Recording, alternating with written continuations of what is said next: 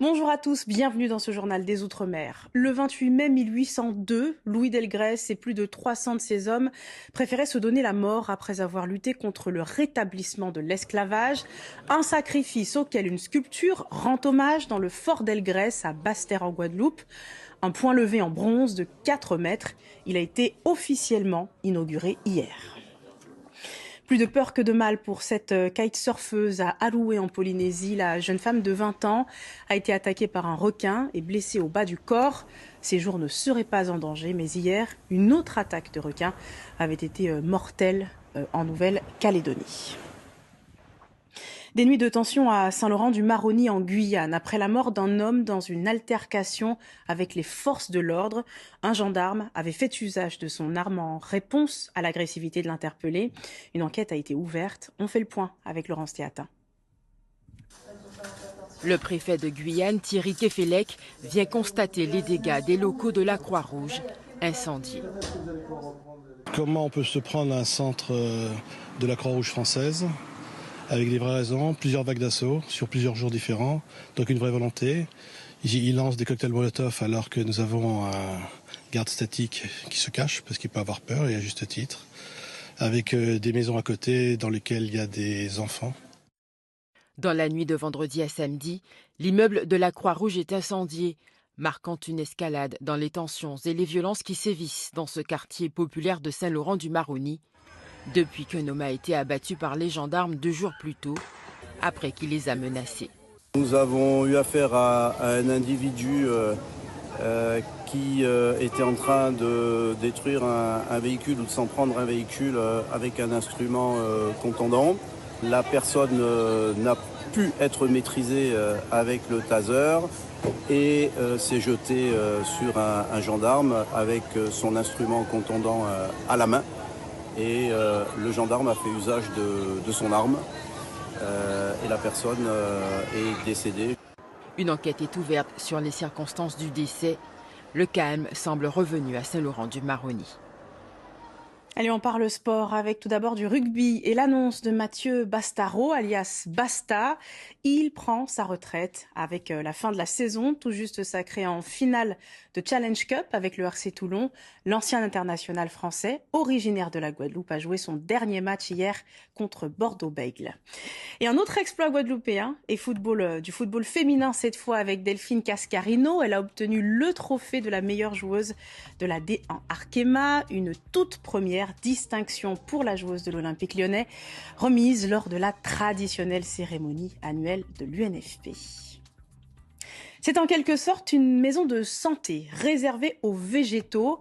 En Guadeloupe, une pépiniériste recueille les plantes malades ou en manque de vitalité pour leur rendre leur vigueur. Michael Bastide a visité les serres de Lise-Rose à Petit-Bourg. Regardez. Des feuilles flétries, jaunies ou trouées, ces plantes malades nécessitent des soins adaptés. Un espace de convalescence leur est dédié dans cette pépinière avec pour objectif de les aider à recouvrer la santé. Le but, c'est de ne pas perdre la plante et de réagir assez rapidement. Donc si le client ne peut pas, moi je prends la relève. Donc la plante est hospitalisée. Dans la sphère des épiphytes, les orchidées hors sol aiment la lumière mais sont à l'abri du soleil. La coupe des racines abîmées ou trop longues fera du bien à cette orchidacée.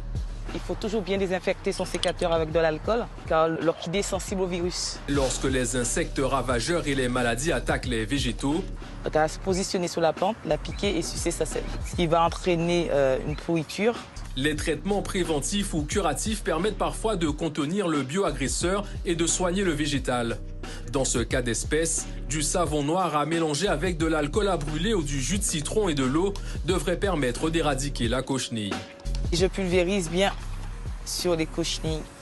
Une fois par semaine, au moins jusqu'à ce qu'il n'y ait plus de cochenilles, vous en mettez.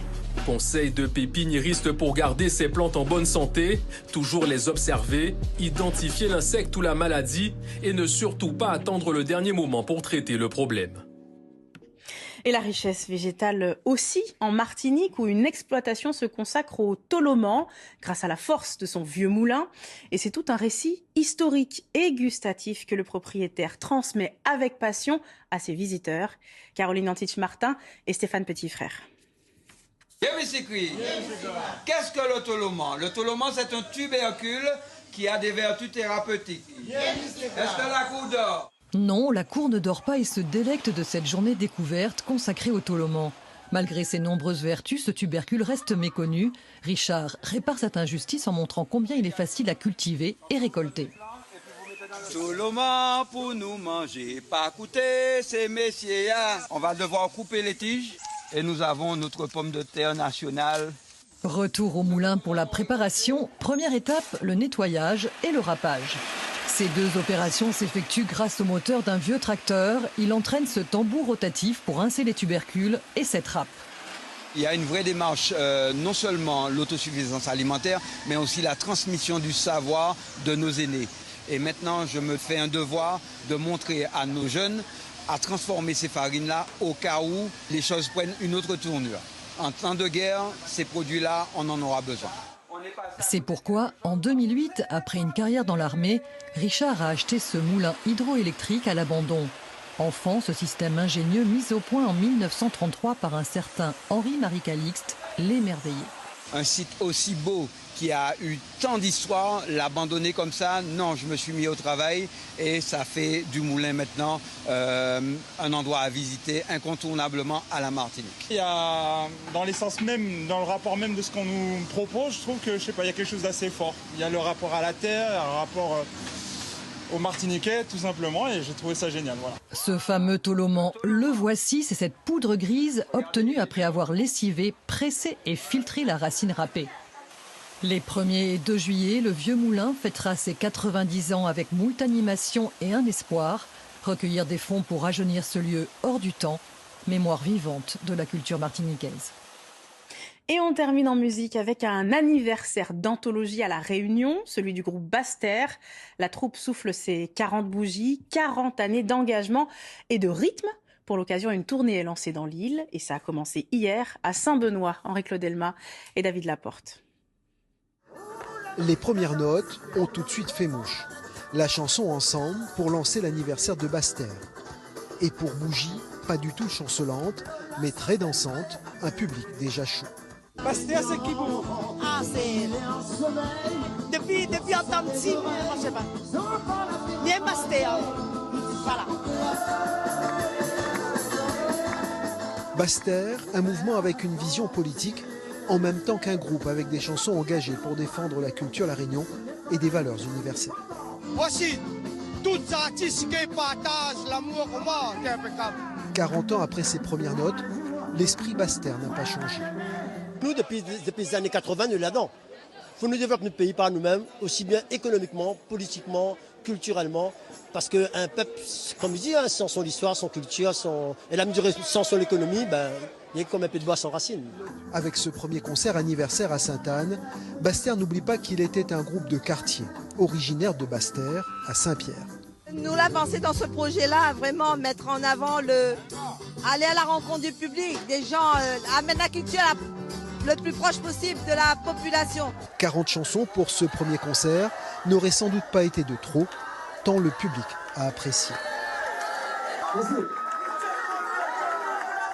Et merci de votre attention. C'est la fin de ce journal. Suivez l'actualité des Outre-mer sur lapremière.fr. Très belle journée à tous. À demain.